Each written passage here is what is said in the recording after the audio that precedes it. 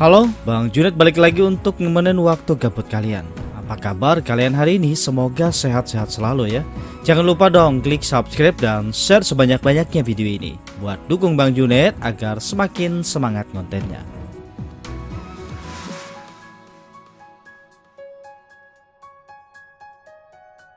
Film ini menceritakan tentang kekejaman para mafia di London. Perjalanan seorang sopir hingga menjadi salah satu jenderal mafia. Tapi film kali ini agak sedikit ekstrim berdarah-darah. Karena tidak semua orang kuat melihatnya, beberapa adegan berdarah akan saya persingkat ya. Dan tanpa banyak cakap lagi, mari kita simak alur cerita dari film Eastern Promises. Berlatar di kota London, terlihat seorang pemuda bernama Akrom masuk ke toko tukang cukur bernama Azim yang pada saat itu sedang memotong rambut Soika, salah satu bos besar mafia di kota tersebut. Dari luar terlihat Akrom menutup toko itu, dan selanjutnya Azim memperkenalkan Akrom kepada Soika sambil memberikan kode perintah seperti perjanjian mereka. Dengan sedikit ragu, Akrom mengambil pisau cukur itu dan mengiris leher Soika hingga tewas. Di tempat lain, seorang gadis muda bernama Tatiana dengan kondisi lemas memasuki apotek untuk meminta pertolongan. Namun belum sempat ia menjelaskan semuanya, tiba-tiba mengalami pendarahan hingga pingsan dan dilarikan ke rumah sakit. Ternyata Tatiana sedang hamil besar. Bidan bernama Anna terlihat memeriksa tas Tatiana dan menemukan buku catatan di dalamnya. Ia mengambilnya untuk mencari tahu identitas Tatiana sebenarnya. Dalam kondisi yang sangat lemah itu, operasi segera dilakukan. Pada akhirnya, setelah operasi selesai, bayi perempuan itu selamat. Tapi sayang, nyawa sang ibu, Tatiana, tidak dapat diselamatkan. Pagi harinya, Anna terlihat dalam perjalanan pulang dengan membawa perasaan sedih sambil mengendarai motor tua milik almarhum ayahnya. Ia membawa serta diary buku catatan milik Tatiana, si wanita malang. Di rumah ibunya, Anna terlihat tertidur lelap akibat kelelahan operasi. Sore harinya, sang ibu membangunkan Anna dan mengajaknya makan bersama. Di sana juga ada sang paman bernama Stefan yang berkewarganegaraan Rusia. Ia bertanya dari mana Anna mendapatkan diary dengan bahasa Rusia itu. Stefan dengan acuh melarang Anna mengambil barang milik orang yang sudah mati. Sama saja tidak menghargai rahasia orang lain. Seharusnya Anna meletakkan diary kecil itu ke dalam peti mati pemiliknya. Dengan kesal, Anna mengambil buku itu dari tangan pamannya dan membukanya. Di sini ia menemukan kartu identitas pekerja di sebuah restoran. Ternyata wanita malang pemilik diary itu bernama Tatiana. Anna yang penasaran berniat pergi ke restoran itu untuk mengkonfirmasi semuanya. Dari pintu belakang restoran itu, Nikolai sang supir bersama Kirill anak pemilik restoran berjalan keluar. Sambil berjalan itu, Kirill meminta Nikolai menjemput Azim bersama istrinya untuk menghadiri pesta undangan ayahnya. Mereka kemudian berpapasan dengan Anna tepat di depan pintu restoran. Nikolai mengira Anna adalah pelacur yang dikirim seseorang untuk melayani ayah Kirill. Setelah Kirill masuk, Anna menekan bel pintu restoran itu. Pemilik restoran bernama Samyong, ayah Kirill, membukakan pintu sambil memberitahu kalau restoran telah tutup. Anna langsung memperlihatkan kartu identitas bidannya. Samyong mengenali nama belakang Anna, Ivanovna, anak dari Ivan, orang yang ia kenal. Anna dipersilahkan masuk dengan ramah. Di dalam restoran itu terlihat semua pelayan sedang sibuk mempersiapkan banyak makanan untuk sebuah pesta.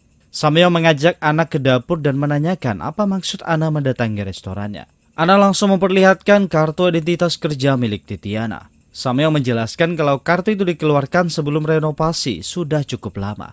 Di sini Samyong yang seorang mafia sangat pandai menutupi sifat aslinya.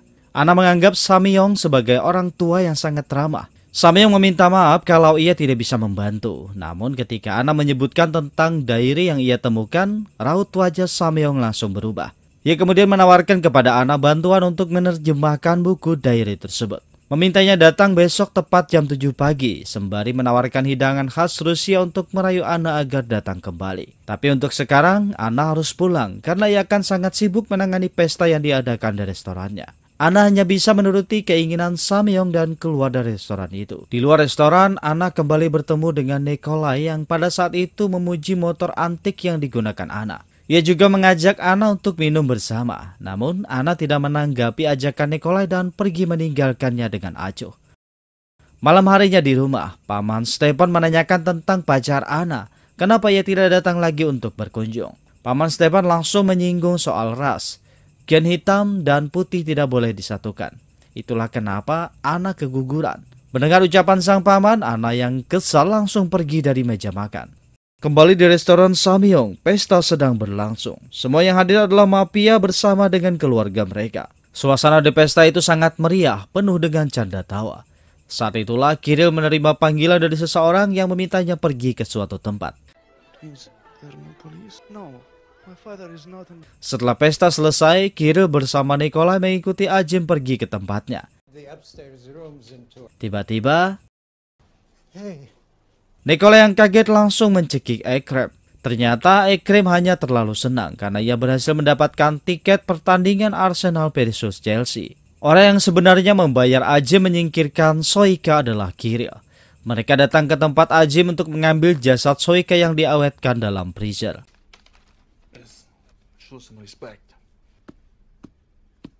Karena pembekuan ekstrem itu, Nikolai harus memanaskan jasad Soika menggunakan hair dryer. Lanjut ia mengambil dompet Soika dan menyerahkannya kepada Ajim bersama dengan uangnya.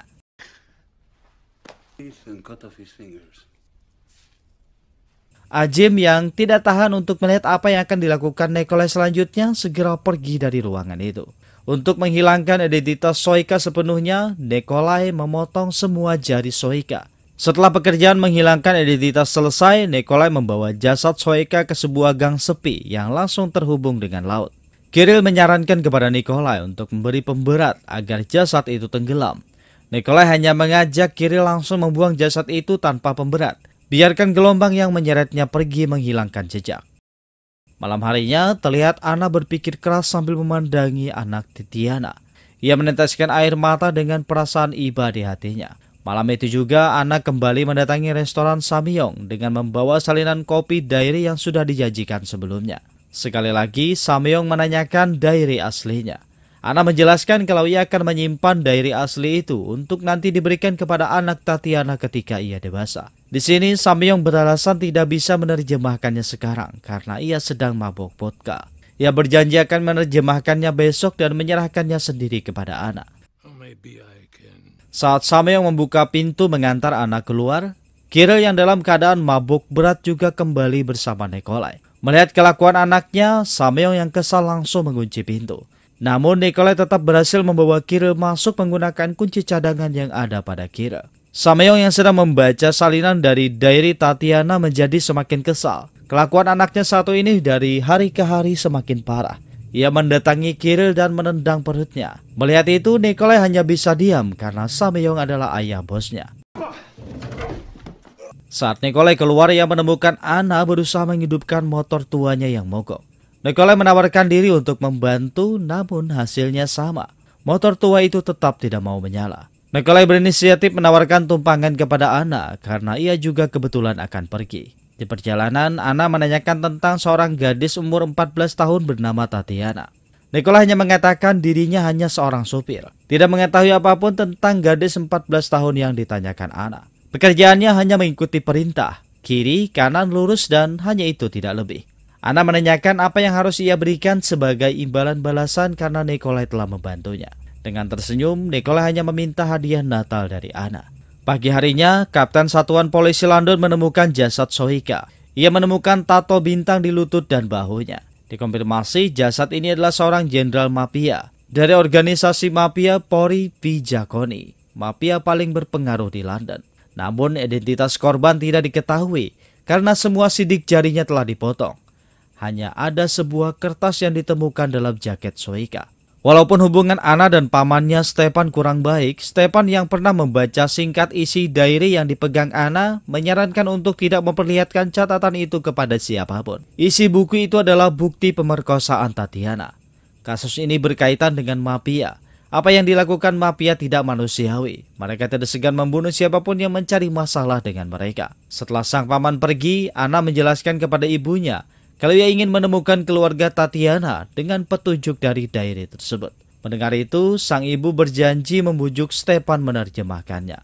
Dengan bujukan ibunya, Anna bersedia menyerahkan diary tersebut kepadanya. sedangkan di rumah Kirill sedang berpesta bersama Nikolai. Sesuatu yang aneh terjadi. Kirill entah mabuk atau apa yang memaksa Nikolai memperkosa salah satu wanitanya. Nikolai yang hanya seorang anak buah tidak bisa menolak. Ia hanya bisa melakukan apa yang diperintahkan Kirill. Dan selanjutnya, maaf, adegan ini disensor. Di waktu yang sama, Anna sedang bertugas di rumah sakit. Tiba-tiba, Samyong datang tanpa diundang. Ia menjelaskan kalau dirinya sudah menerjemahkan isi diary Tatiana. Dan anaknya Kirill banyak disebut dalam catatan tersebut. Di sini, Samyong menyarankan kesepakatan. Dirinya akan menyerahkan alamat keluarga Tatiana. Tapi Anna harus menyerahkan diary asli dan tidak melaporkan anaknya ke polisi.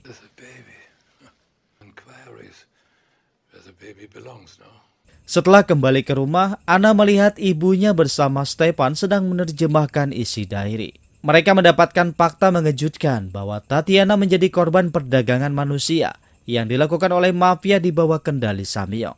Setelah itu, Anna menceritakan kalau Samyong datang ke tempat kerjanya. Secara tidak langsung, Samyong mengancam Anna. Jika ia tidak menyerahkan isi diary tersebut, Christine, anak Tatiana, akan dalam bahaya. Setelah mempertimbangkan semuanya, Anna terpaksa menerima kesepakatan dari Samyong. Di waktu yang sama, ketika Nikolai sedang memperbaiki motor tua Anna, Kirill memanggilnya untuk memperlihatkan paket transaksi anggur tua Prancis miliknya.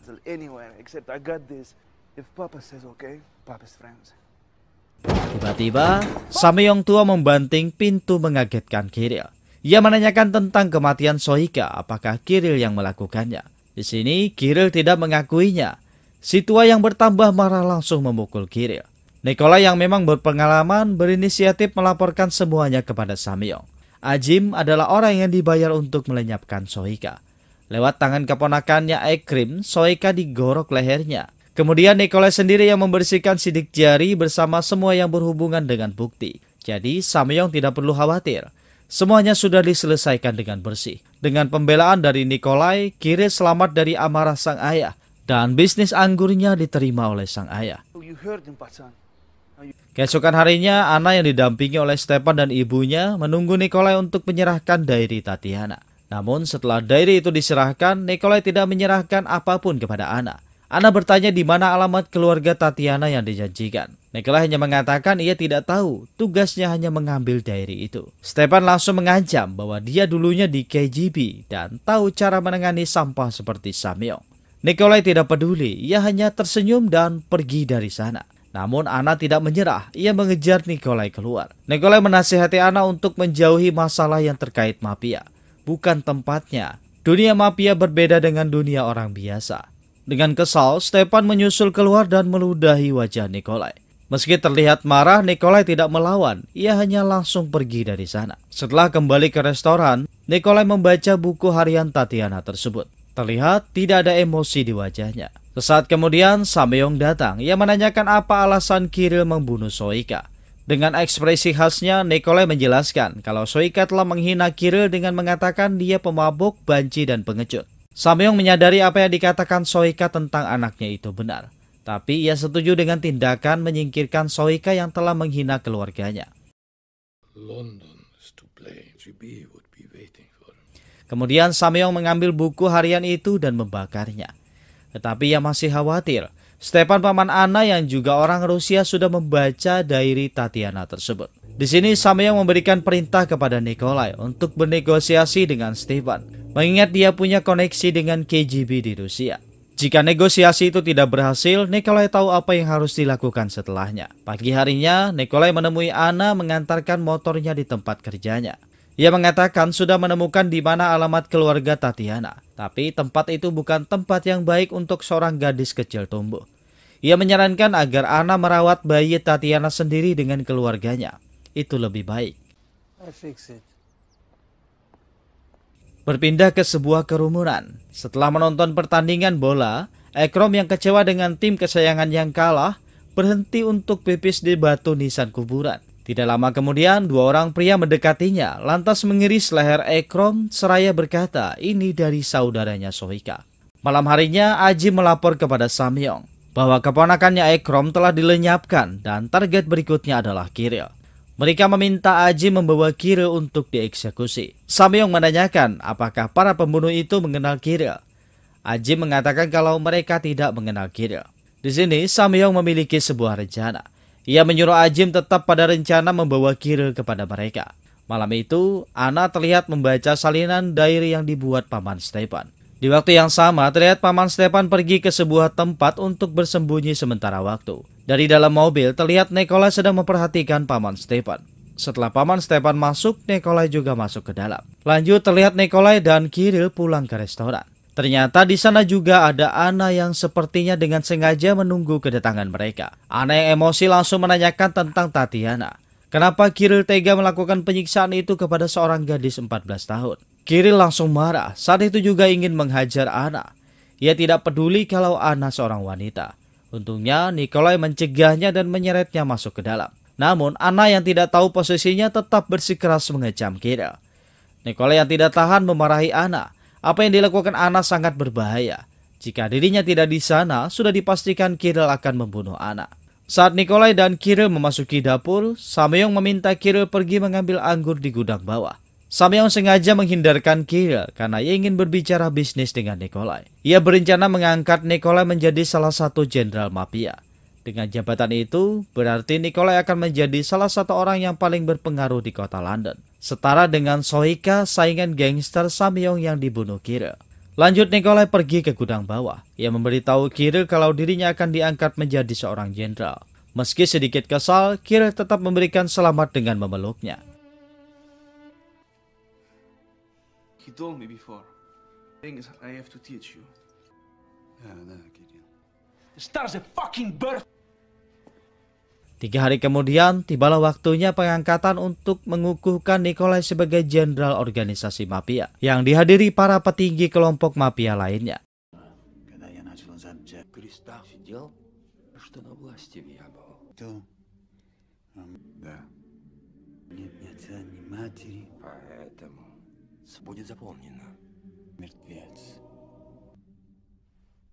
Di sini, Nikolai diberikan tato dengan simbol bintang di 2 dadanya dan lututnya yang memiliki arti tidak tunduk kepada siapapun. Namun bagi Samyong, pengangkatan itu sejalan dengan rencananya. Ia bermaksud mengorbankan Nikolai menggantikan Kirill.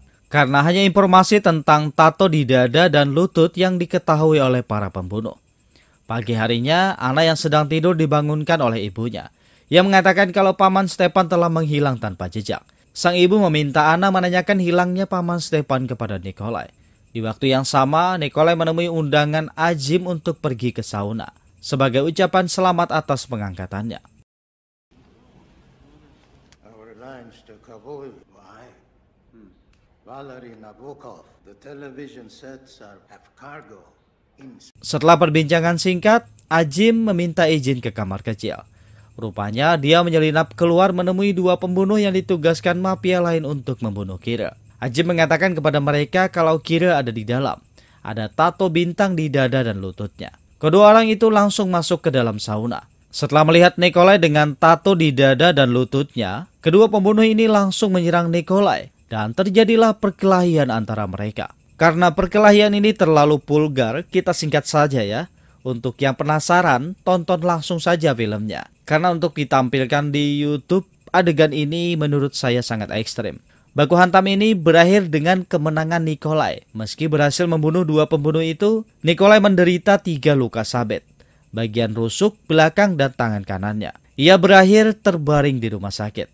Setelah perawatan selesai, Anna mendatangi Nikolai. Di sini Anna menanyakan keberadaan Paman Stepan kepadanya. Nikolai mengatakan kalau Paman Stepannya masih hidup, bersembunyi di Hotel Caledonia di salah satu kota di London. Anna yang penasaran bertanya lagi kenapa Nikolai menyelamatkan keluarganya. Namun Nikolai hanya diam tanpa menjawabnya.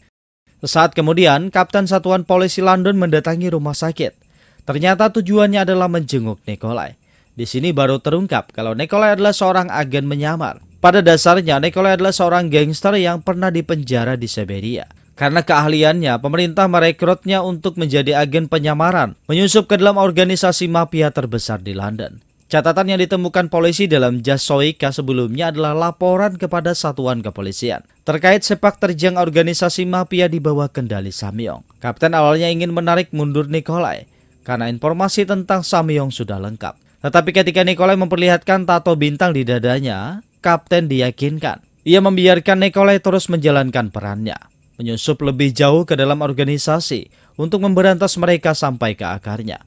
Di sini Nikolai menyarankan kapten untuk menangkap Samyong dengan tuduhan pemerkosaan kepada seorang wanita bernama Tatiana. Bukti diperkuat dengan DNA dari anak Tatiana yang saat ini diasuh oleh Anna, dengan saksi Paman Stepan yang sudah membaca diary Tatiana. Tentu saja DNA mereka akan cocok. Samyong adalah kakek biologis dari Christine, anak Tatiana. Besok harinya saat Kirill sedang mengisi angin balon, dari CCTV ia melihat banyak polisi mendatangi restoran. Tetapi ia tidak peduli, ayahnya pasti bisa menangani semuanya. Saat Samyong muncul di dapur, Kirill menanyakan apa yang dilakukan polisi mendatangi restoran. Sang ayah menjelaskan kalau mereka hanya mengambil darahnya dan hanya itu, mereka langsung pergi. Lanjut, Samyong meminta Kirill untuk melakukan tugas mengambil bayi Christine dari rumah sakit dan melenyapkannya. Karena polisi pasti akan menggunakan bayi itu untuk menuduhnya sebagai pemerkosa. Di rumah sakit, saat Anna ingin pulang, ia melihat Kirill memasuki lift dengan sebuah tas besar bersamanya. Anna bergegas mengecek bayi Christine, namun ia terlambat. Kirill sudah membawanya pergi. Di dalam keranjang bayi itu hanya ada bunga mawar merah. Anna segera mendatangi Nikolai meminta bantuannya karena Kirill telah menculik Christine. Mereka segera pergi menggunakan motor tua Anna menuju tempat pembuangan mayat. Di sebuah gang sempit tempat Nikolai membuang mayat Soika, Kirill berjalan ke tepi pantai sambil menggendong bayi Christine. Dalam keadaan mabuk, Kirill menangis. Sebenarnya setelah tahu kalau Tatiana melahirkan bayi perempuan, Kirill sedikit bersimpati. Bagaimanapun juga, bayi Christine tetaplah darah dagingnya. Tetapi dengan desakan dari sang ayah, Kirill terpaksa melakukannya. Saat ia bersiap melempar Christine ke air, Anna dan Nikolai tiba di saat yang tepat. Nikolai membujuknya dengan mengatakan mereka bukan mafia pembunuh bayi. Itu sangat memalukan. Orang tua itu Samyong akan segera dipenjara seumur hidup. Kirill sekarang adalah bosnya, tidak akan ada lagi yang berani memarahinya. Dengan bujukan dari Nikolai, Kirill memberikan bayi Christine kepadanya dan meminta maaf kepada Nikolai karena Samyong berencana mengorbankan Nikolai demi dirinya. Nikolai mengatakan kalau ia telah memaafkannya. Dirinya bersedia mengikuti Kirill mendaki puncak tertinggi mafia. Mendengar itu, dengan keadaan mabuk, Kirill sangat senang. Ia segera pergi ke mobil dengan suasana hati yang gembira. Nikolai kemudian menyerahkan bayi Christine kepada Anna, memintanya untuk merawat Christine, menganggapnya seperti anak sendiri. Dan selanjutnya, maaf adegan ini disensor. Setelah kejadian itu, 1 minggu kemudian Samyong ditangkap dengan berbagai tuduhan. Ia dihukum penjara seumur hidup. Sedangkan organisasi sepenuhnya diserahkan kepada Nikolai. Para petinggi tidak percaya dengan Kirill. Seorang pemabuk yang ceroboh seperti Kirill tidak pantas memimpin organisasi mafia. Dari sini, tahta Raja Mafia London semakin dekat di tangannya. Hanya menunggu waktu menguasai semuanya.